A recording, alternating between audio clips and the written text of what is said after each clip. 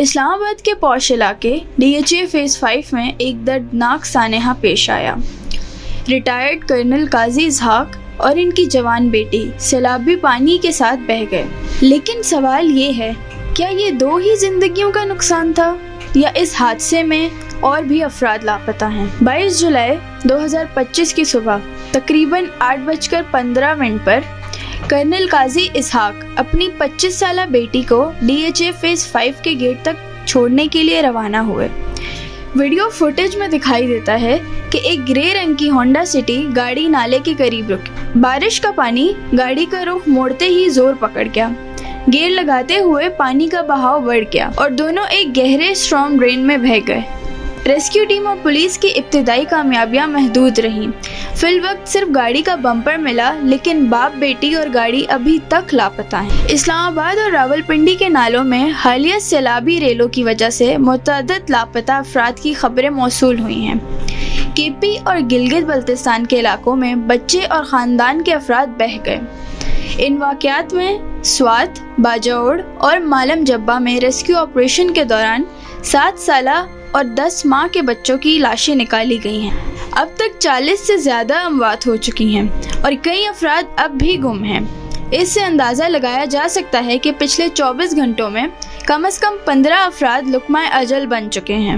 بنیادی طور پر police, rescue 1122 اور DHA انتظامیہ نے فوری سرچ آپریشن شروع کیا ہے۔ بعد ازاں پاک فوج اور نیوی کے غوطہ خور، ہیلی کاپٹرز اور بھاری مشینری بھی متحرک ہوئی۔ اسلام آباد کے ریٹائرڈ SSP جمیل ہاشمی نے بتایا کہ اگر گاڑی نیچے ٹھہر گئی ہو تو اس میں موجودہ ہوا کی وجہ سے وہ سواں یا چونترا کے مقام پر سطح پر آ سکتی ہے۔ یہی وجہ ہے کہ وہاں سرچ ٹیمیں اور نیٹ لگائے گئے ہیں۔ PMD کے مطابق اسلام آباد کے مارگلہ کے پہاڑوں میں موجود ماڈرن ولیج سیت پور میں 38 ملی میٹر، چکلالہ میں 24 ملی میٹر اور دوسرے مقامات پر 12 سے 23 ملی لیٹر تک بارش ریکارڈ ہوئی، جس نے نالوں کو طغیانی پر پہنچا دیا۔ گلگت بلتستان اور KP میں شدید موسمیاتی ہنگامی حالات ہیں۔ NDMA نے بتایا کہ پہاڑوں میں لینڈ سلائیڈنگ اور برفانی جھیلوں کے پھٹنے کا خطرہ ہے، اس لیے احتیاط کریں۔ فیڈرل اور صوبائی سطح کی انتظامیہ پھنسے ہوئے سیاحوں اور محنت کشوں کے لیے ہیلپ لائنز اور ایمبولینس سروسز فراہم کر رہی ہے۔ ببوسر ٹاپ پر 200 سے زائد سیاحوں کو ریسکیو کیا گیا۔